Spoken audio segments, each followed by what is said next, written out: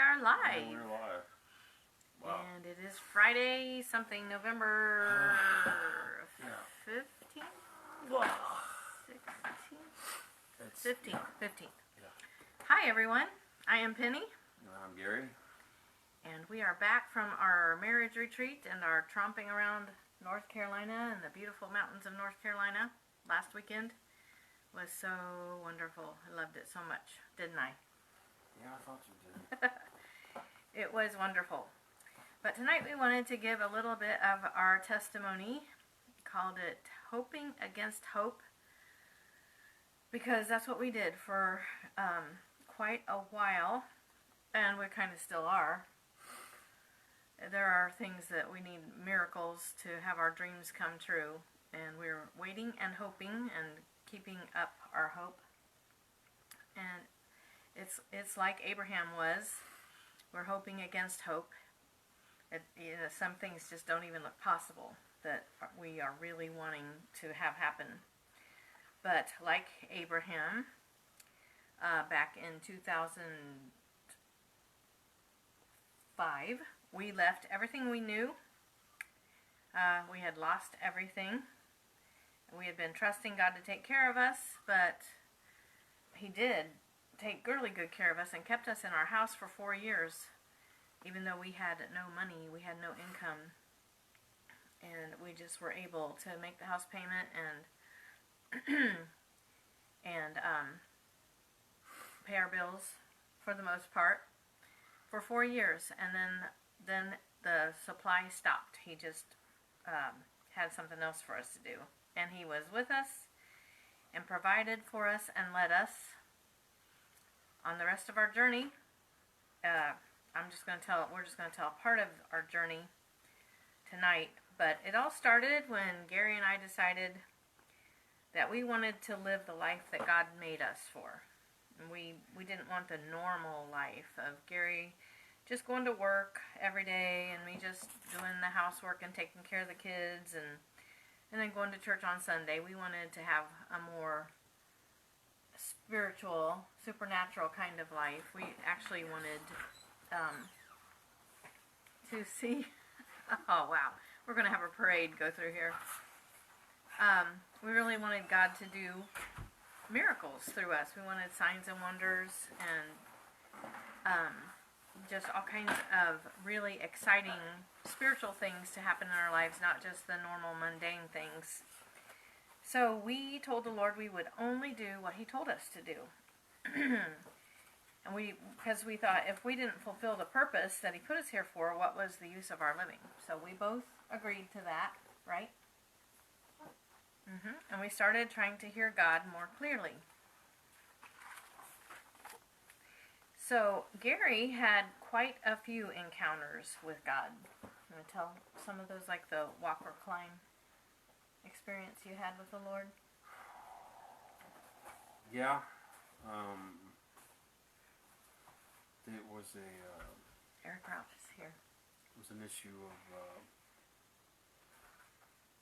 finding some answers. It just seemed, since the issue with 9/11, everything was just drying up, and there didn't seem to be any other way to get things going. Panasonic at the time had the requirement for lockout tagouts, basically both what were the process that they needed to do. Here comes some more people. What was required. Put together Morgan Key. Hey. Hey, man. We breaking into live here? Yeah. We've already had one parade go through. Now here comes our second parade. There goes Sean. There goes Brandy. Because you had gotten laid off from your job, but you were already trying to start a business of your own. Yeah. But the business atmosphere was pretty bad. More companies were trying to do things in-house. They were not wanting to contract out anything. And even for what they could not produce, they went ahead and tried to do themselves anyways. Hi, Vanessa. It's me. There was just no way. It's you, Vanessa. way to make anything work. It's all right. Keep going. The Background noise. We're used to it. bank, more or less, after spending about 40 hours putting together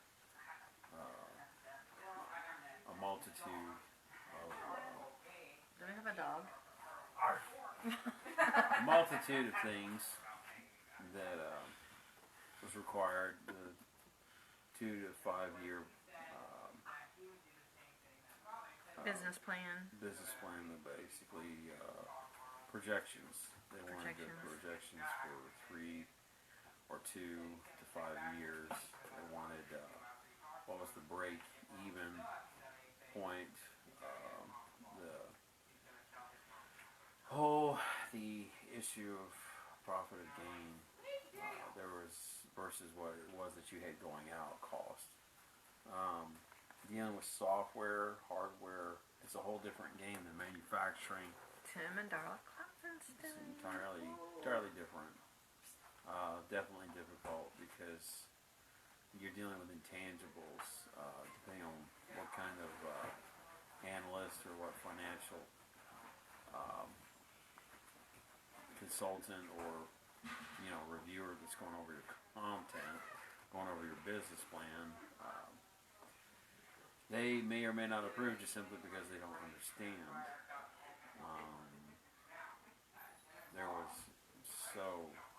There was a lot put together. I mean, we had even I don't know if anybody remember Iridium before the whole cell phone, the major takeoff. Iridium actually had satellites up circling the Earth. You can make a phone call anywhere. However, it required a device like something you'd seen on Star Wars or one of the science fiction movies. They didn't do very well, so the satellites were left up there for a while. There were other issues. I mean, I've got it written down and it's on a Macintosh somewhere. It's on an old plan, but after all that, it was, in person. They were warm. They were open. They loved the idea. It looked like we were going to go forward on this, and then there was a letter of rejection that was sent to me and my partner, and after that nobody really knew what to do. And suddenly, as I was just standing out the door, and I was just praying, Of our house. looking out into the mudroom, and I don't know where I was or what was going on. All I know is that all of a sudden everything had changed, and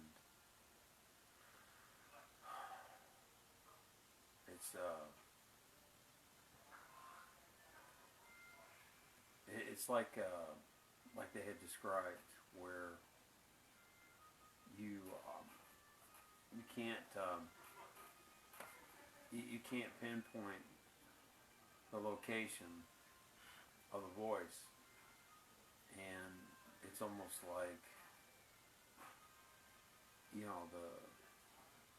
speaking. It's just coming from everywhere. It was pretty heavy. The challenge is to change, to no longer be doing what I was doing, to do something else entirely different. It's kind of hard. It's kind of difficult to, for some reason, to go back to. I guess it's because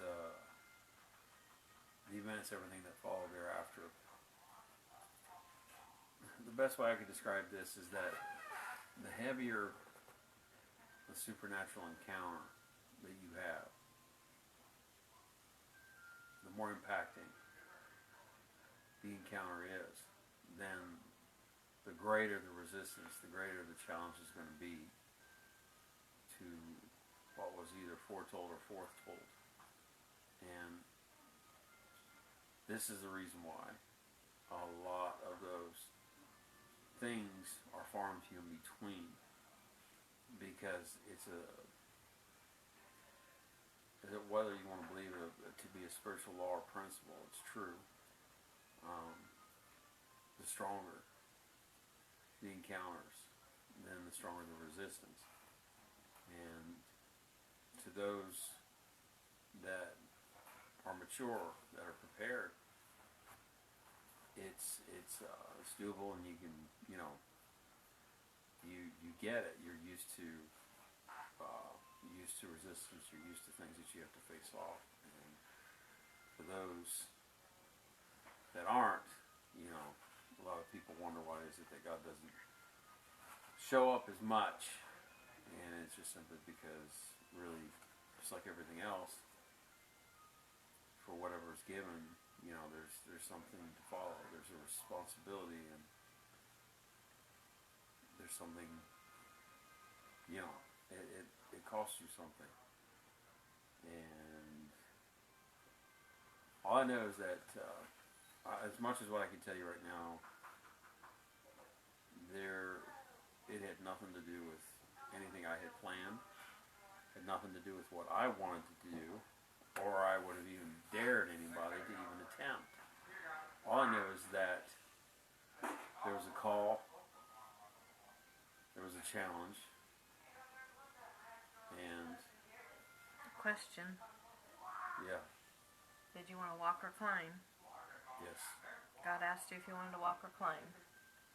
yes, And you chose to climb. yes. Issue definitely was a matter of time, and didn't seem like there was a whole lot. Didn't seem like to me there was a whole lot, and even for what time has already passed, I didn't think It would take this long. we had even 10. I didn't think I even had 10 years left, and That was in 2001 or something. yeah. So you had that experience with the Lord, and I was asking the Lord to help me to hear Him better. Hello, Judy and Brenda and Juliana and my cousin Jody and Clint and Todd Summers. So my big test was I heard the Lord tell me, as I was like, Lord, I really want to be able to hear your voice. I know that people in these last days are really going to have to clearly hear God's voice, and so I need to hear God's voice. And so I heard Him say, go buy a new dress. And I was like, are you kidding? Why would I want to do that? Because, I wasn't even wearing dresses at that time. And we didn't really have a church we were going to. And if we did, nowadays people wear pants as much as they wear dresses, unless they're old-time Pentecostal. And we didn't go to that kind of church. So I didn't need a dress. I had some dresses, and I wasn't even wearing them. And so I was just like, is this you, God? And I thought, well, it must have been, because I wouldn't have thought of that. So Gary took me to Elder Bierman's in Dayton, and they were having Clover Days. And I had kind of seen it advertised, but I didn't know what Clover Days, I didn't know what that was. And they had these $100 dresses that were like 95% off, and so I was trying on these $100 dresses, and they were marked down to $15 and $10, and they were long dresses and really pretty, and I was having a great time. It was fun. And I found this really pretty blue long dress and this maroon colored one, and then a more casual, more practical brownish kind of dress that I thought, well, I could really wear this one to church. And I didn't know what I was going to do with those other two that I just loved them. So I just had to get them.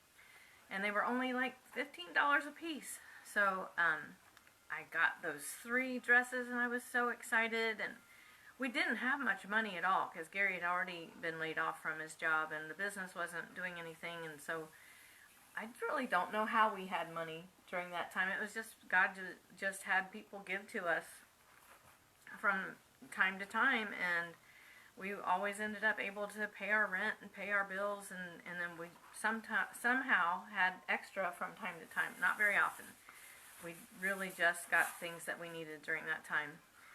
But, so I bought those 3 dresses, took them home, tried them on for my mom. She oohed and awed over them. I loved them. It was so wonderful. I was so excited. Hey, listening to God, hearing God's voice is great. Well, the next morning I woke up and I heard, just joined in. Hi, Brenda. So I heard the Lord say, I told you to buy 1 dress. And it was getting pretty clear that, oh, yeah, I really am hearing from God now. He told me to get 1 and I bought 3. Oh, no. Uh-oh.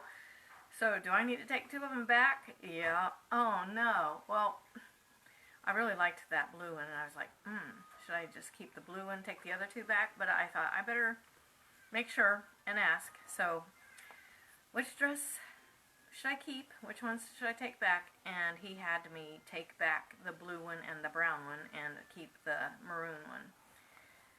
So that's what I did, and that was hard. I didn't want to take those dresses back. But that was my journey in hearing God better. And there were other things too that happened along the way. But to back up a little bit, Gary had gotten laid off in December of 2001. At that time we had 6 children. The youngest was 1 year old, and we had no savings when he got laid off. But God kept us in our house until March 1st, 2005. That was 4 years. And when we had to leave our house, our twins were 1 year old, and we had 8 children at that time. So we had no income for almost 4 years. We did have food stamps for a while, but the county accused Gary of fraud and tried to throw him in prison because we had those food stamps. And that was not the only time the enemy tried to lock him up. We had an expired tag, and there was an unreasonable judge who wanted to throw Gary in jail. But God always intervened for us and kept Gary out of jail. You know, we were just minding our own business, sitting in our house, praying. We kept getting in trouble with the law. So Gary already talked about this part.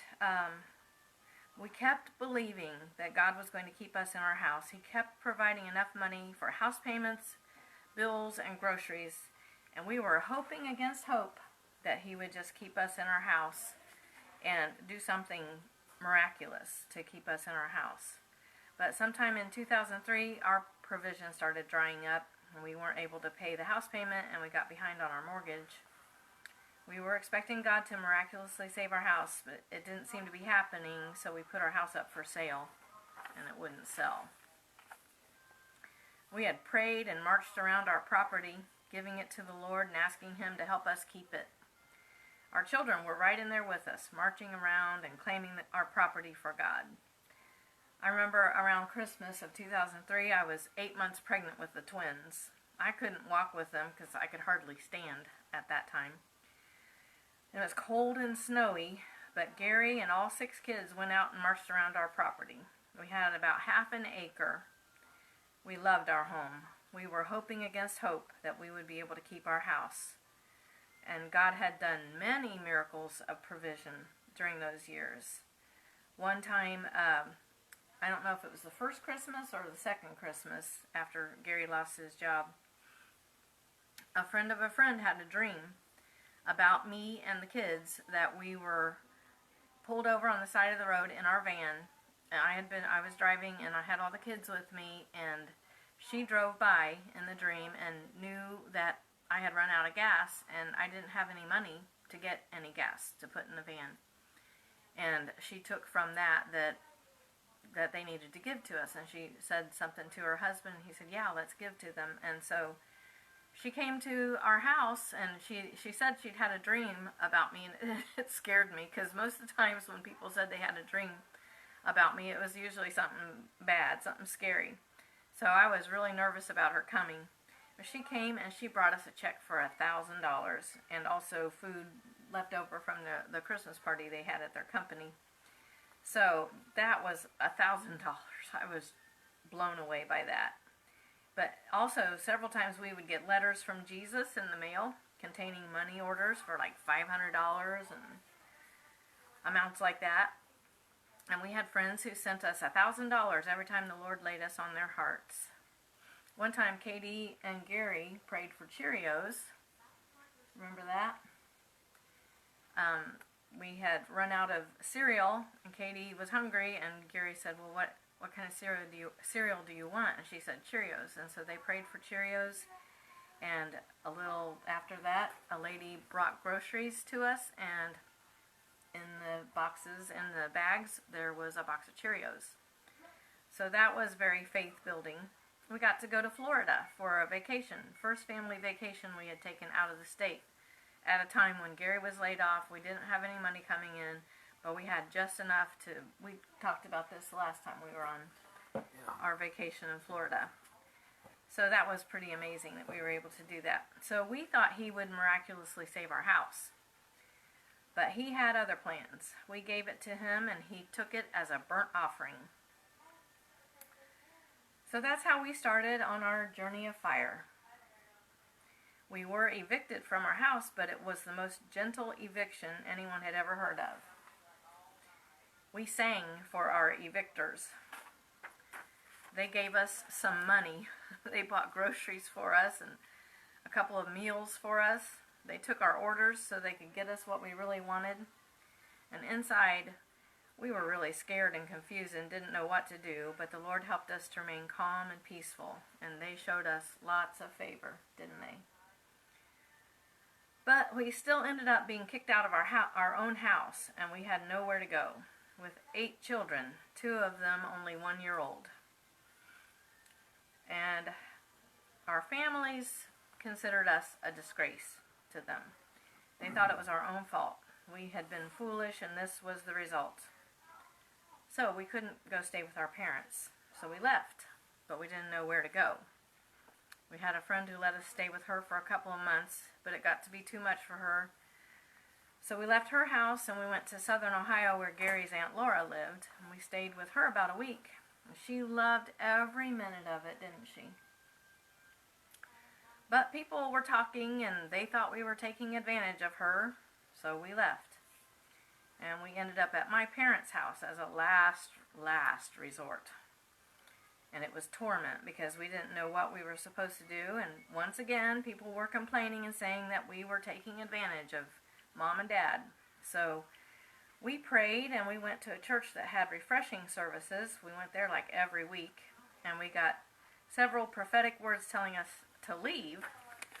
But we didn't know how we were going to leave or where we were supposed to go.